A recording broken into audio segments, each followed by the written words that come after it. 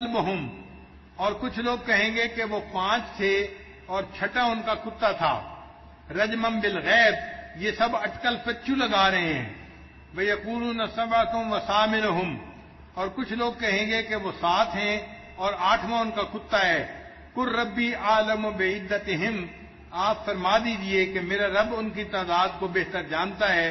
إِلَّا قَلِيلٌ، مگر تھوڑے سے لوگ ہیں جو جانتے ہیں۔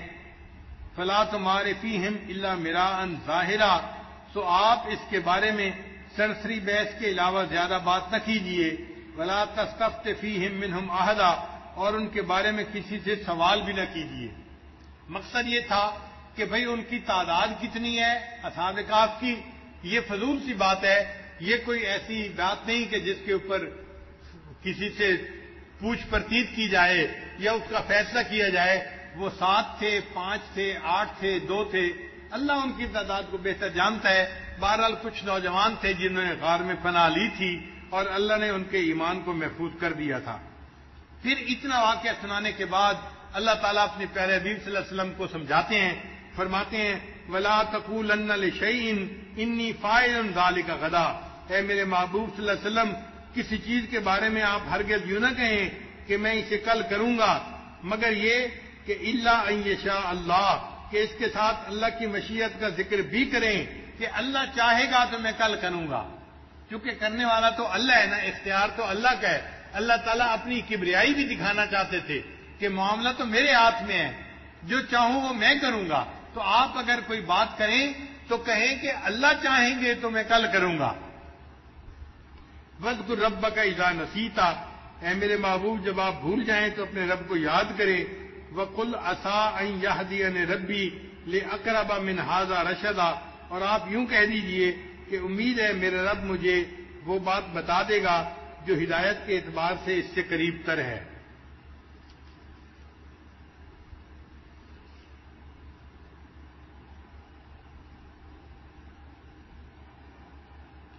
وَلَبِثُوا فِي كَهْفِهِمْ 300 سِنِينَ وَازْدَادُوا 9، اللہ فرماتے ہیں کہ وہ لوگ اپنے غار میں 309 سال رہے، یعنی شمسی اعتبار سے 300 سال رہے، اور اگر قمری اعتبار سے کریں تو پھر وقت زیادہ بن جاتا ہے، تو 309 سال بن گئے اس طرح سے۔ قُلِ اللَّهُ أَعْلَمُ بِمَا لَبِثُوا، اللہ ہی خوب جاننے والا ہے کہ وہ کتنی مدت رہے۔ لَهُ غَیْبُ السَّمَاوَاتِ وَالْأَرْضِ، اللہ کو آسمان اور زمین کے غیب کا علم ہے۔ اب صرف ہی واسمے، وہی دیکھنے والا ہے اور سننے والا ہے۔ مَا لَهُم مِّن دُونِهِ مِّن وَلِيٍّ، ان لوگوں کو اس کے سوا کوئی مددگار نہیں۔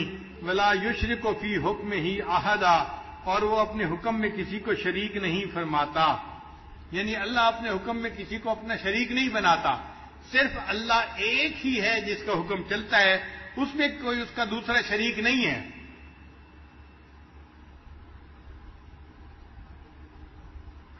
وَاتْلُ مَا أُوحِيَ إِلَيْكَ مِنْ كِتَابِ رَبِّكَ، آپ کے رب کی کتاب جو آپ کی طرف وحی کی گئی اس کی تلاوت کیجیے۔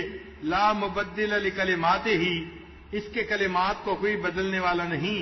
وَلَن تَجِدَ مِن دُونِهِ مُلْتَحَدًا، اور ہرگز آپ اس کے سوا کوئی پناہ کی جگہ نہیں پائیں گے۔ وَاصْبِرْ نَفْسَكَ مَعَ الَّذِينَ يَدْعُونَ رَبَّهُمْ بِالْغَدَاةِ وَالْعَشِيِّ، اور جو لوگ صبح و شام اپنے رب کو پکارتے ہیں ان کے ساتھ آپ اپنے آپ کو بٹھائیے۔ یہ وہ لوگ ہیں جو اللہ کی رضا کے طالب ہیں، اور آپ ایسا نہ کریں کہ وَلَا تَعْدُ عَيْنَاكَ عَنْهُمْ، کہ ان دنیا والی زندگی کی زینت کے ارادے سے ان سے آپ نظریں ہٹا لیں۔ تُرِيدُ زِينَةَ الْحَيَاةِ الدُّنْيَا، آپ دنیا کی زینت کے چاہنے والے ہوں گے۔ وَلَا تُطِعْ مَنْ أَغْفَلْنَا قَلْبَهُ عَنْ ذِكْرِنَا، اور اس شخص کی بات نہ مانیے جس کے دل کو ہم نے اپنی یاد سے غافل کر دیا۔ وَاتَّبَعَ هَوَاهُ، وہ اپنے خواہشات کے پیچھے لگ گیا۔ وَكَانَ أَمْرُهُ فُرُطًا، اور اس کا حال حد سے آگے بڑھ گیا۔ مکہ کے مشرکین نے نبی علیہ الصلوۃ والسلام کو ایک پیغام دیا تھا کہ یہ جو ایمان لانے والے لوگ ہیں نا، حضرت بلال عنہ جیسے اور دوسرے حضرات جو تھے، یہ سب غریب غربا لوگ ہیں، اور ہم اپنے وقت کے بڑے بڑے سردار لوگ ہیں، ہمیں آتے ہوئے اور آپ کے پاس آ کر بیٹھتے ہوئے محسوس ہوتا ہے، شرم آتی ہے، غیرت آتی ہے. ہم اتنے غریب قسم کے لوگوں کے پاس آ کے کیسے بیٹھیں؟ آپ ان کو اپنے پاس سے اگر ہٹا دیں تو پھر ہم آپ کے پاس آئیں گے، آپ کی بات کو سنیں گے. تو جب انہوں نے یہ پیغام بھیجا، اللہ رب العزت نے آیت اتار دی، اے میرے حبیب صلی اللہ علیہ وسلم، یہ مکار لوگ ہیں، یہ مشرکین کے جو سردار ہیں، آپ ان کی دنیا کی حیثیت کا ذرا خیال نہ کیجئے، اور جو آپ کے پاس لوگ ہیں آپ ان صحابہ کے پاس بیٹھیے، یہ ایمان کے ساتھ اپنے دلوں کو بھرنے والے لوگ ہیں، آپ ان میں اپنا وقت گزاریے اور ان کو اپنی صحبت عطا فرمائیے. فرمایا قل الحق من ربکم، آپ فرما دیجئے کہ حق تمہارے رب کی طرف سے ہے. فمن شاء فلمؤمن، تو جس کا جی چاہے وہ مومن ہو جائے. ومن شاء فلیکفر، اور جس کا جی چاہے وہ کافر رہے. انا اعتدنا للظالمین نارا، بے شک ہم نے ظالموں کے لیے آگ تیار کر رکھی ہے. احاط بہم سرادقها، اس کی دیواریں گھیرے ہوئے ہوں گی ان کو جہنم میں. وَإِن يَسْتَغِيثُوا يُغَاثُوا بِمَاءٍ كَالْمُهْلِ يَشْوِي الْوُجُوهَ، اور جب وہ فریاد کریں گے تو انہیں پینے کے لیے ایسا پانی دیا جائے گا جو تیل کی تلچھٹ کی طرح ہوگا اور وہ منہوں کو بھون ڈالے گا. یعنی اتنا گرم ہوگا کہ جب جہنمی اس کو پینے لگیں گے تو ان کے ہونٹ جل جائیں گے. بئس الشراب، پینے کی کتنا برا مشروب ہے. وساعت مرتفقہ، اور وہ دوزخ آرام کی بری جگہ ہے.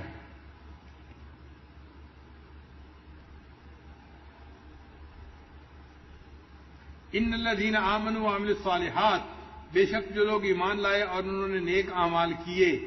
انا لا نضیع اجر من احسن عملا، ہم ایسے لوگوں کے نیک اعمال کو ضائع نہیں کریں گے.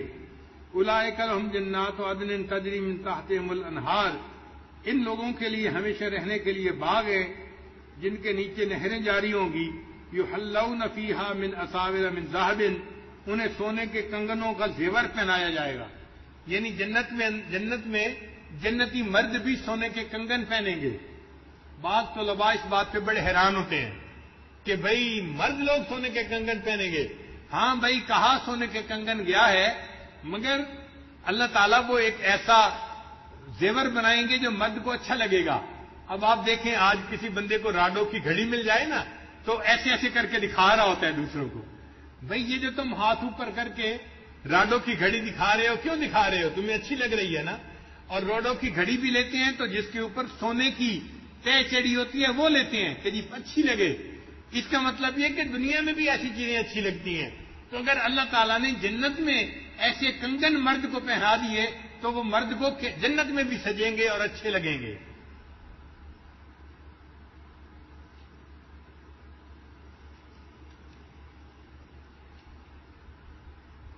وَيَلْبَسُونَ ثِيَابًا خُضْرًا مِّن سُنْدُسٍ وَإِسْتَبْرَقٍ مُّتَّكِئِينَ فِيهَا عَلَى الْأَرَائِكِ، اور یہ لوگ سندس اور استبرق کے کپڑے پہنیں گے، جنت میں چارپائیوں پر تکیے لگائے ہوں گے. نعم الثواب، بہت اچھا بدلہ ہے. وحسنت مرتفقہ، اور آرام کی اچھی جگہ ہے. تو یعنی جو لوگ ایمان نہیں لائیں گے وہ جہنم میں جائیں گے اور ان کے لیے ٹھکانہ برا ہوگا، اور جو لوگ نیک اعمال کریں گے اللہ تعالیٰ ان کو جنت عطا فرمائیں گے اور وہ جنت میں اللہ کی نعمتوں میں ہوں گے اور ان کے لیے جنت بہترین ٹھکانہ ہوگی. یہاں تک اصحاب کہف کا جو قصہ تھا وہ پورا ہو گیا. اب اس کے بعد اگلا قصہ ہوگا، لہذا اس قصے کا درس ہم انشاءاللہ کل تک موقوف رکھتے ہیں. چند باتیں اور آپ کی خدمت میں عرض کر دیں کہ سورہ کہف کا لب لباب کیا ہے. اس کو سمجھنے میں اس عاجز کو تقریباً 2 سال لگانے پڑے. 2 سال سے سورہ کہف کی تفاسیر یہ عاجز پڑھ رہا ہے اور الحمدللہ کہ تقریباً 120 سے زیادہ تفاسیر کا مطالعہ کیا، جن میں سے 30 تفاسیر اردو کی تھیں، باقی عربی کی تھیں اور ایک فارسی کی بھی تھی. اور فارسی کی جو تفسیر تھی اس سے سب سے زیادہ فائدہ ہوا. اور وہ فارسی کی تفسیر ہمارے سلسلہ کے بزرگوں میں سے ایک بزرگ گزرے ہیں، عبداللہ انصاری رحمۃ اللہ علیہ، افغانستان میں تھے، نقشبندی بزرگ تھے، ان کی تفسیر ہے. کشف الاسرار و عدت الابرار، اس میں انہوں نے بہت نکات لکھے ہیں، دل خوش ہو جاتا ہے وہ تفسیر پڑھ کے۔ وہ تفسیر اس وقت کہیں مطبوعہ نہیں ملتی دنیا میں، کہیں مخطوطہ اس کا ملا، اور ہم نے اپنے بعض دوستوں کی مہربانی اور تعاون سے اس کو حاصل کیا، اور پھر اس سے پڑھ کر ہم نے کچھ نقطے نکالے، اور وہ انشاءاللہ آئندہ درس کے اندر آپ کی خدمت میں پیش کریں گے، تو آپ کو پوری سورت کے لب لباب کا پتہ چل جائے گا۔ اس کو سمجھنا ہی مشکل ہے۔ بہت دیر تک میں یہی سمجھتا رہا کہ سورہ کہف کا اصل مدعا وہ چند نوجوان تھے جو غار اور کہف کے اندر چلے گئے تھے، ہم اس کو سمجھتے تھے کہ یہ مدعا ہے اس کا پوری سورت کا۔ پھر بعد میں پتہ چلا کہ نہیں، اصل مدعا تو کچھ اور ہے، اور اللہ نے پوری سورت کو اتنے پیارے طریقے سے جو ہے نازل فرمایا ہے کہ انسان حیران ہوتا ہے۔ اب اس کا جو لب لباب ہے نا، اس کو کہتے ہیں سینٹرل آئیڈیا۔ کیا کہتے ہیں؟ Central idea. طلباء کہیں گے ہمیں بھی کیا مشکل لفظ کہنے سکھا رہے ہیں، یعنی وہ اس کا لب لباب ہے، اس کا مقصود ہے اس کا۔ تو وہ میں آپ لوگوں کو اس وقت بتا دوں تاکہ آپ 5-10 دن وہ لب لباب سنتے رہیں گے تو ذہن میں بات جم جائے گی کہ سورت کا اصل مقصود کیا ہے۔ یہ بات ذہن میں رکھیے کہ اللہ رب العزت انسان کو اس دنیا میں 8 قسم کے حالات سے آزماتے ہیں۔ کتنے حالات سے آزماتے ہیں؟ 8 طرح کے حالات سے، عزت سے، ذلت سے، صحت سے، بیماری سے، نفع سے، نقصان سے، خوشی سے اور غمی سے۔ یہ 8 حالات بن گئے، 8 طرح کے حالات۔